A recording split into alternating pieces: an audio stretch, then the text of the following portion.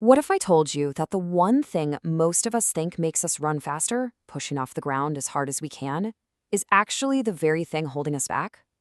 It sounds totally backward, I know, but stick with me because we are about to unlock the secret to a much more efficient and way more powerful running stride. So let's just start with a really direct question. Think about your own running form for a sec. Are you a pusher or are you a cyclist? You probably don't have an answer just yet, but trust me, by the end of this, you'll not only know exactly what that means, you'll know which one is the key to becoming a better runner.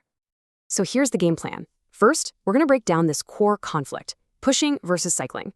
Then, we'll dig into the super common mistake most runners make, and I mean most. After that, we'll get to the good stuff, the massive advantage of the other technique. And of course, we'll get practical with drills you can start using today. And we'll wrap up by talking about the risks so you can make this change safely and smartly.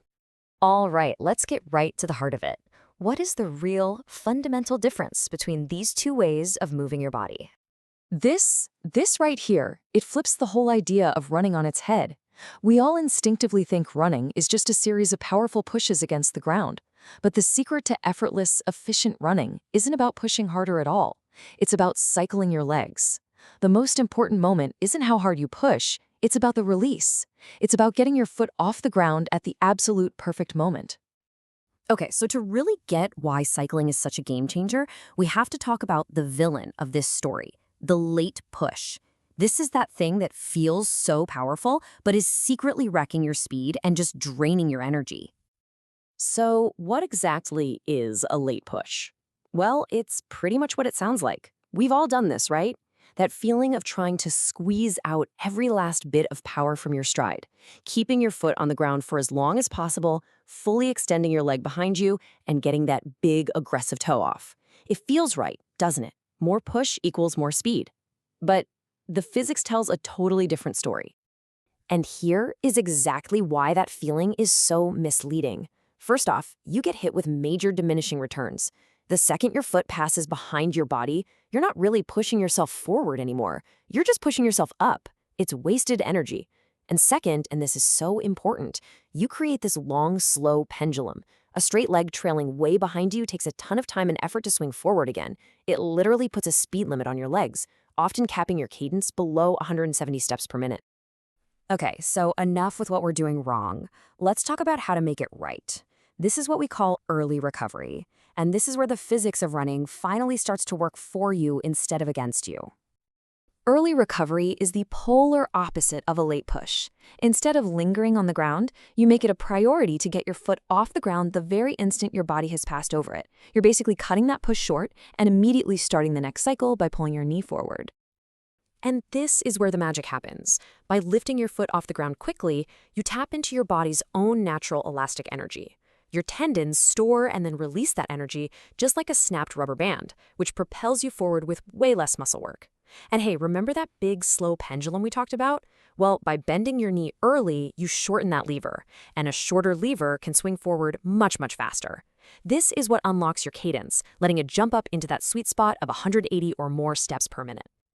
You know, this one little change sends a positive ripple effect through your entire body. Runners get a ton of power from a connected system of muscles across the back and glutes. A late push lets that system go slack. It's like cutting the power cord. But an early recovery, it keeps that system tight and loaded, so the tension actually helps snap your knee forward for you. It's basically free energy. It also completely frees up your hips. When you have that long leg trailing behind you in a late push, it acts like an anchor. It literally locks your pelvis in place and turns you into what some coaches call a square runner. But with an early recovery, that leg just whips up and out of the way, which lets your pelvis rotate freely. And that rotation is a huge source of power and momentum. Okay, so that's the what and the why. Now for the really important part, the how. How do you actually stop being a pusher and start being a cyclist? Well, it all starts by changing the instructions you give your brain. Think of these like little software updates for your body. Instead of thinking push off, think step over the ankle. That encourages you to lift. Focused on driving your knee forward, not your foot. My favorite one? Imagine the ground is made of hot coals. You want to touch it and get off as fast as possible. The overall feeling should be a light, quick whip, not a heavy, grinding push. Now, to really burn this into your muscle memory, we use drills. First up, the A-skip. This simple, rhythmic skip literally forces you into that perfect timing of ground contact, then immediate lift. It's almost impossible to do a late push in a proper A-skip. It's all about that quick pop, pop, pop rhythm. Next, let's talk about a modified butt kick. Now, this isn't the lazy butt kick you did in high school gym class. The key here is that you're not just flicking your heel back, you are actively pulling your heel up under your hip, all while driving the knee forward. This trains that exact hamstring contraction you need to whip the leg through for an early recovery. And finally, we have ankling. I know, this one looks a little funny, but it is so effective. By keeping your legs pretty straight and focusing on a really quick ankle-driven motion, you're teaching your foot and ankle to be stiff and reactive, to basically reject the ground instantly. It's all about minimizing that ground contact time. Okay, now before you get all excited and rush out the door to change your form overnight, we have to talk about something really important: doing this safely. Making a big change to how you run puts new kinds of stress on your body, and you have to be smart about how you manage that transition. First up, hip flexor strain. This can happen if you try to forcefully muscle your knee up 180 times a minute instead of just letting that natural elastic recoil do the work. So what's the fix? Don't force it. Let the pop you get from your shoe and a nice forward lean help start the leg swing for you. You want to guide the motion, not yank it. Second, watch out for your hamstrings. That quick leg recovery puts a brand new rapid-fire demand on them. If you suddenly jump your cadence by 10 or 15 steps per minute overnight, you are just asking for trouble. The key is progressive overload. You've got to introduce this new movement pattern slowly, over weeks, to give those tissues time to adapt and get stronger.